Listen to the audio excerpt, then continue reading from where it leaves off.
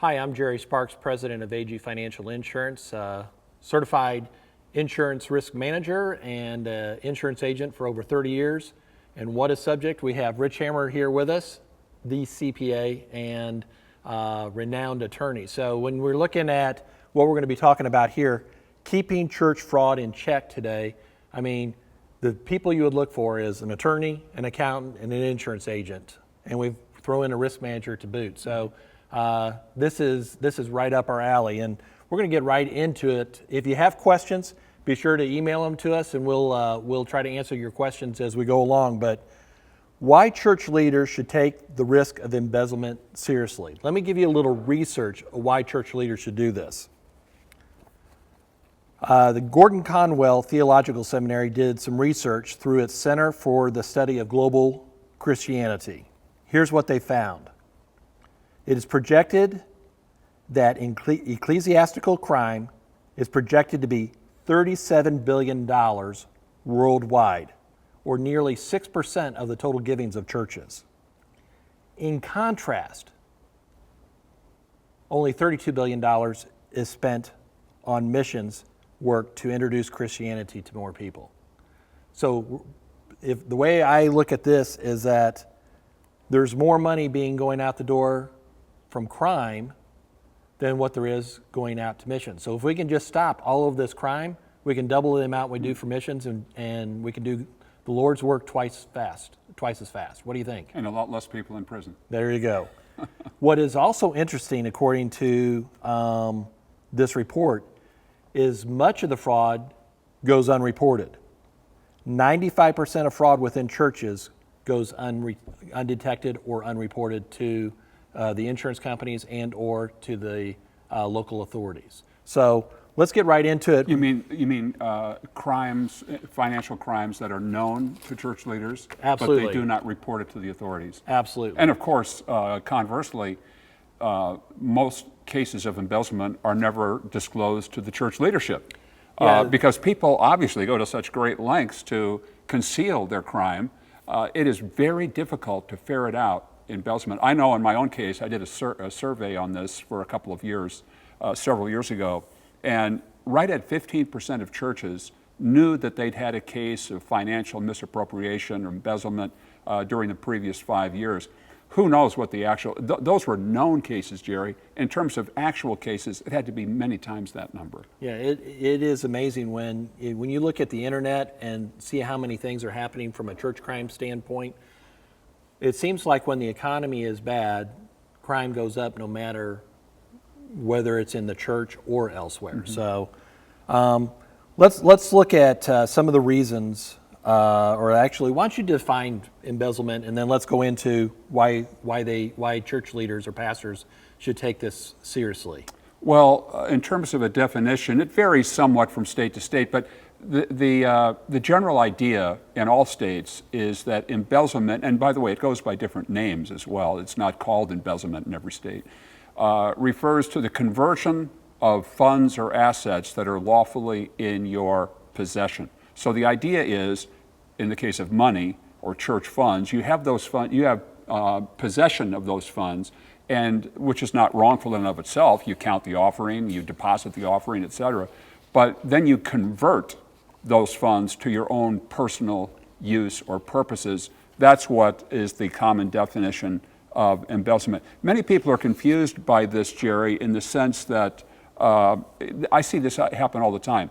Well, when somebody is apprehended, church leaders will say, will confront the person. Well, I'll pay it back, or I didn't mean to steal it. I just meant to borrow it because I had a financial issue, mm-hmm. and I was going to give it back.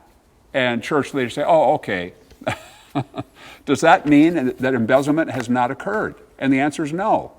The crime is complete when money is converted to the personal use of the embezzler. It doesn't matter. Of course that person's going to say, I intended to give it back. I would say the vast majority of church embezzlers have some vague desire to pay that money back at some point in the future. That does not sanitize it. That does not eliminate the legal implications here, the criminal implications. The crime is complete when the conversion occurs. Let's, actually, that brings up a good point. Why do people actually steal from the church? And number one is probably because they do not have the internal controls put together, so there's a perceived opportunity where they can get by with it pretty easily. Number two, they may have pressure, financial pressure, or some other reason that they need the money. And third is they rationalize it. Well, I deserve this. Or, The pastor. Yeah. They don't pay me enough. They haven't paid me enough for the last 15 years. I've got access to church accounts. We only need my signature for withdrawals, for writing checks. I'm going to start paying myself what I deserve. I mean, how many times have I seen that situation? And so that gets into your point of rationalization, that I didn't do anything wrong. I just was balancing the books here. I was paying myself what I deserve. That's not a defense to embezzlement, believe me. And one other thing I'll mention, Jerry, in addition to those three factors you identified, some studies have shown that it is not the need or desire for money that is the primary driver behind church embezzlement or any embezzlement, but rather it's the continual exposure to funds in a completely unsupervised, unregulated environment. So the fact that Bob has been counting your church offerings for the last 30 years back in that locked room, the fact that Bob has access to the money in an unsupervised environment, that becomes, in many cases, a powerful driver that results in embezzlement. More so, some studies indicate, than actually a need on Bob's part for that money. It's funny, when we started talking about doing this, and this is right up our alleys with you being an attorney and a CPA and myself being an insurance agent, I Googled how many church crimes have happened, just how many church crimes, and it is amazing the number of church crimes. But let's go through some of the specific, financial crimes. But let's look at some of the specific cases that are out there so we can give some examples, because churches may say, gosh, we don't really need to do much. Sally's been counting the money for 30 years. We've never had a problem. We've never had a problem. So why, how does this actually happen? Give us some case studies. Let's go through some of those. Well, it's like cancer, some forms of cancer that basically have no symptoms until you're months from death. And I think that's the way financial crimes in a church are. There are no symptoms. Nobody knows it's happening. Everybody thinks everything's fine. Sally's doing fine. Bob's doing fine back there counting the offerings. That's the way we've always done it. And it's only when the situation becomes, terminal and near death that the crime is unveiled and the church is confronted with what to do. But let me give you some examples. I've dealt with so many of these, and I've read countless cases where people in the church, whether it's a accountant, bookkeeper, usher, pastor, member of the pastoral staff, whoever it might be, office secretary, cases of embezzlement, church business administrator. Let me just give a few, and I know you've got some too, Jerry. For example, here's one. An usher collected offerings each week in the church's balcony, and as he brought the offering plates downstairs, he just pocketed the cash. Or the same two people counted church offerings every week for years. There was no rotation. Or how about this? A pastor had sole signatory authority over the church's checking accounts, and he ultimately used the church checking account to pay personal expenses and to augment his own salary. Again, rationalizing this, I'm only doing what is right and fair and proper. Or how about this? A church bookkeeper embezzled several $1,000s by issuing checks to a fictitious company and then later withdrew those funds for personal use. Or a church business administrator embezzled over $350,000 from his church. He wrote unauthorized checks to himself from the church's accounts and used the church's credit card on over 300 occasions to purchase personal items. The problem in these cases is there just was not proper accountability with respect to church expenditures. By the way, in this case, this business administrator was sentenced to 32 years in prison as a result of his embezzling $350,000. And the court, in giving the sentence, observed that this person had embezzled a substantial amount from a prior church, but that church chose not to initiate criminal charges, believing this person had learned his lesson. And that facilitated the second case of embezzlement. And so I think that's something that is important for church leaders to factor in. Yes, there's a place for mercy, but that doesn't necessarily mean the person, an embezzler, is not held accountable for his or her actions. It's a serious crime, and for you to treat it lightly and leniently may expose future churches to problems as well. I remember a case, Jerry, in I think it was Louisiana, where a 55-year-old female bookkeeper in a church embezzled $3,000. I can't believe this. And she was sentenced to 8 years at hard labor. Now think of that poor grandma out on the rock pile.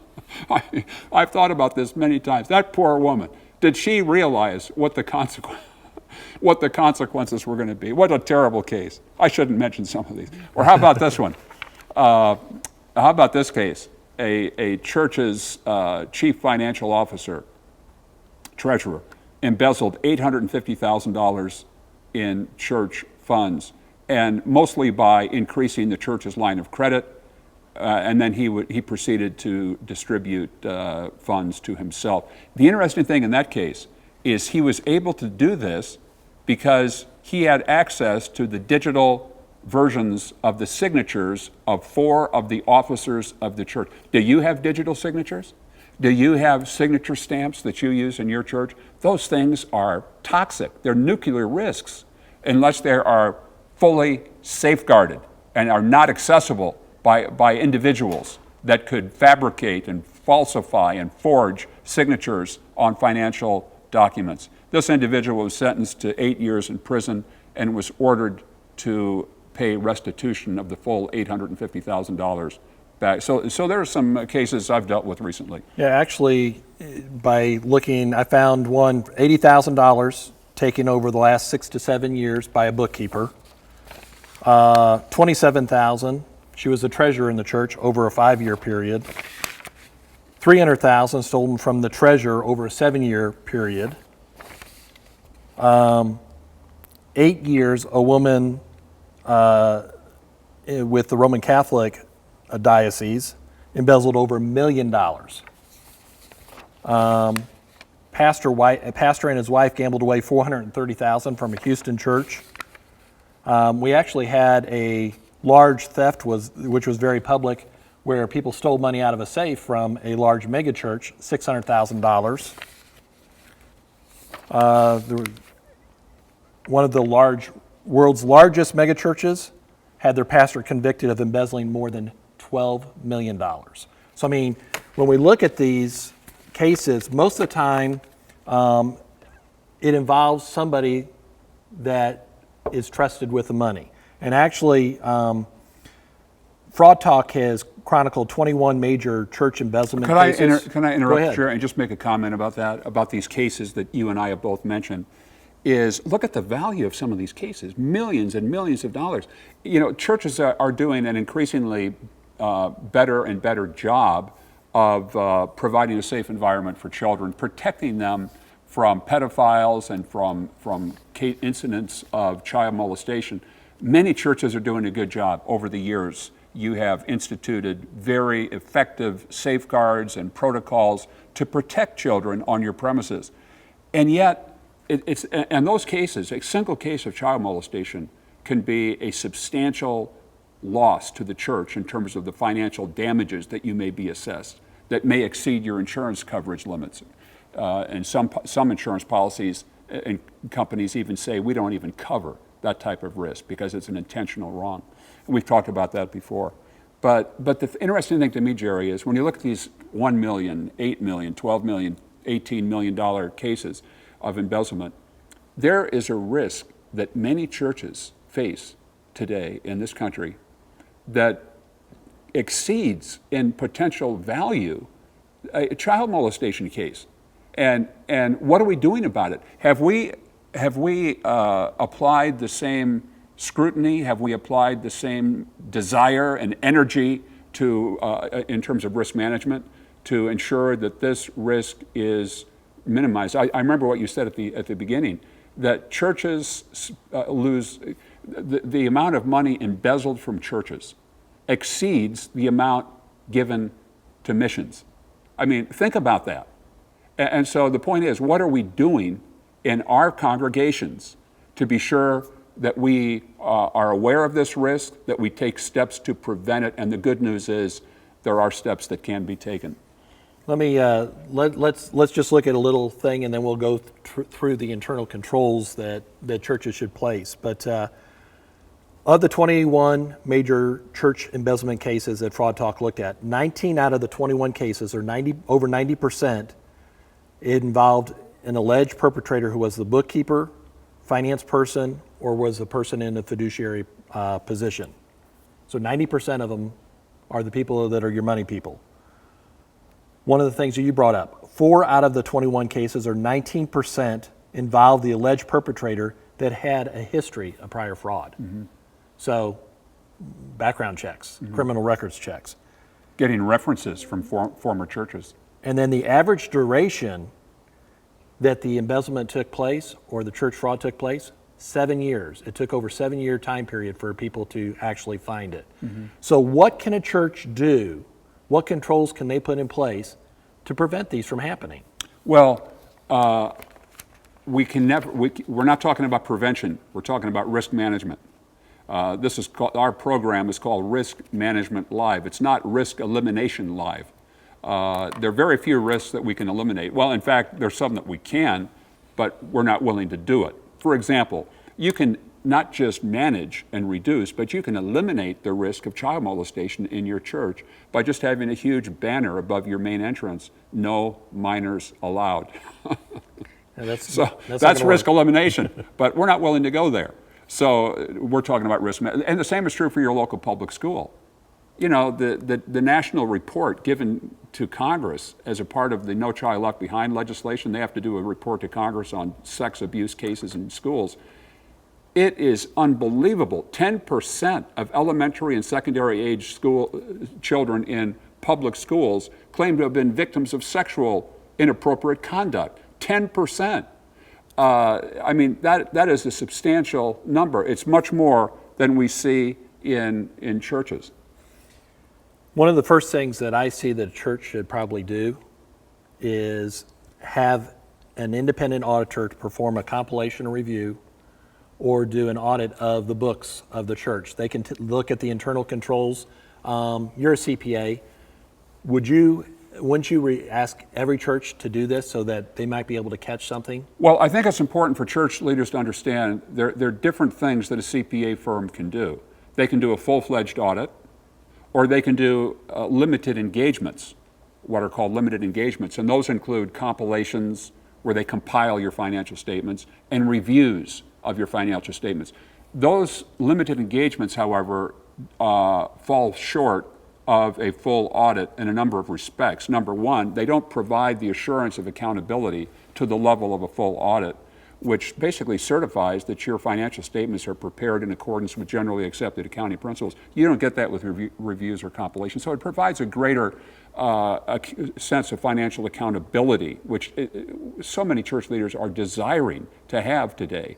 The problems we're talking about here happen when there's no financial accountability. But the second thing about a financial full audit, and I think this is to me, it may be the greatest benefit, is you will receive what's called a management letter from the CPA firm, which is a letter to the management of your church that indicates deficiencies in internal control. What are things that they've observed in your financial management that can contribute to misappropriation or financial crimes? So that is so valuable. It gives you a roadmap for steps that you can take to minimize the risk of the very things we're talking about here. So I think that's worth it. Yes, it's expensive, but keep in mind, the second and subsequent years, generally the price goes down because the CPA firm is familiar with your procedures and they don't have that startup cost that can elevate the cost of the first year audit. But it's a question of how much you're willing to spend for accountability compared to some of the other expenses that you have. And maybe it's something you won't do every year, but I do strongly recommend an audit as opposed to a limited engagement, be that a review or a compilation. You know, one of the things that a church might look at is doing an audit every 3 years or every 5 years, and then doing maybe a review, especially for our smaller churches. There's so many churches that have under 200 people, and they may not be able to pay for a full audit because those are quite expensive. But at least get the framework on your internal controls set up, where then they may be able to look at a review. Even if you do years. just one, you're right, to help set up, get the management letter that will help you set up a system, an architecture for internal controls that maybe you don't need to repeat this every year. And maybe in the off years, you have a limited engagement, such a review or compilation. And if those indicate a problem, then you can move into a full audit. Some smaller churches also appoint an audit committee if you have financially astute people in the congregation, maybe CPAs, bankers, that can form an informal audit committee. And that can be helpful. That can be a substitute. It doesn't have the advantages of full audit, but again, they can be sentinels looking for potential problems. And if they're encountered, they can go to the church and request or suggest that a full audit be done. All right, let's get right into the internal controls that we believe are necessary to help hopefully prevent or catch church embezzlement from happening. Well, let's talk about some common examples of poor internal control that can contribute to embezzlement. And the flip side is you do the opposite, and that's going to be an example of good internal control. So, for example, some of this is so basic, but it's so often omitted and ignored. Having one person count the church offerings. That violates one of the most basic and fundamental principles of internal control, and that's division of responsibilities. The more you spread responsibilities over more people, the more people that are assuming responsibilities, the less likely embezzlement is. Because there has to be collusion among more than one person, and that's often going to be difficult, especially in a church setting. And one of the things too is I say not only have two cash counters, but two unrelated cash counters, and then actually we will make available to anybody that needs it.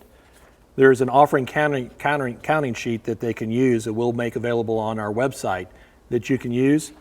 And actually you can have each person, each counter, sign off on the other person's counting, so you have a checks and balance there on everybody doing it. And a CPA will be glad to review this kind of documentation and provide others to assist you in maintaining that crucial system of internal control. Now, let me give you an example. You say, well, how in the world can a church have one person counting the offering? That just, most of us understand, that is outrageous. How is it possible that so many churches, in fact, do this? And I'll tell you the answer. It's because Bob has been doing this for the last 30 years. And we don't want to hurt Bob's feelings and say, Bob, we think we need another person back there counting the offering with you. They're afraid, church leadership are afraid they're going to offend people. They're going to hurt people's feelings. Bob may leave the church. You're suggesting that I am not trustworthy? Hey, let's apply Ronald Reagan's theory of negotiating with the Soviets, and that is trust but verify. Who would not welcome greater accountability? And the fact that, you need to be aware of this, that every time Bob's on vacation or maybe he's out for an extended period of time with an illness and bang, cash offerings spike, well, what does that tell you? Maybe Bob's not as trustworthy as we thought. But the point is, you want an atmosphere of accountability. You do not have one person counting the church offering. Here's number two.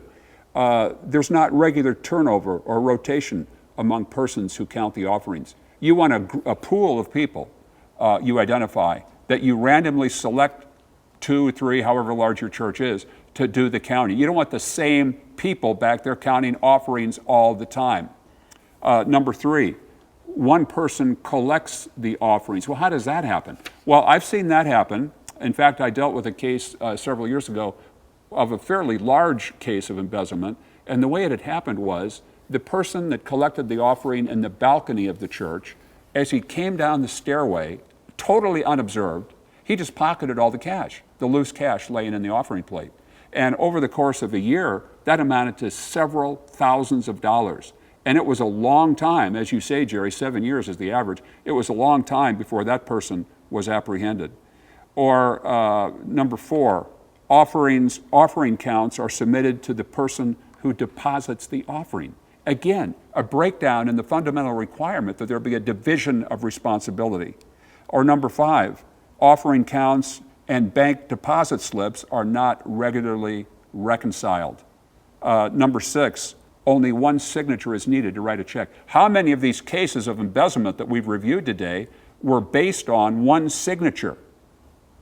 One of the things that I was not only requiring 2 signatures on checks, and I put a predetermined amount. I know you'd rather have 2 signatures all the time, but so you do some day-to-day operations. But make sure that the bank... So what you're saying is maybe 2 signatures above a specified level. Correct. Of $50, $100. Churches vary on this depending on a number of factors. Right. And I'm okay with that. The other thing I would add is make sure that the signature documentation or the signature card that you have with the bank shows that restriction so that they are following that restriction. Mm-hmm. So not only do you have that in your financial policy, you actually let the bank know that this is happening so that they don't cash any of those checks over that predetermined amount. Yes, good. Or how about this? Members who contribute coins and currency, other than checks, do not use offering envelopes. So what does that mean? You got loose $20 bills in the offering plate or bag, and it just becomes a temptation for some people, because it's so accessible.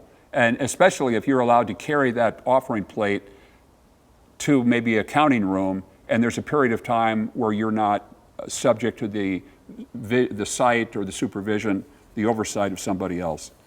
Number 8, contribution receipts are not issued to members, or members receive them, but they're not encouraged to report discrepancies to the church board. And that can be a problem. That can contribute to embezzlement if members are not given receipts indicating how much they've given. Because people can use that information to extract funds from the church. Number 9, offerings are not deposited immediately. And I would actually also say they need to stamp for deposit only as soon as they get into the room. So if anything does happen to them, people are going to have a harder time cashing those checks. So make sure you stamp for deposit only on those checks as immediately possible. That is a very excellent point.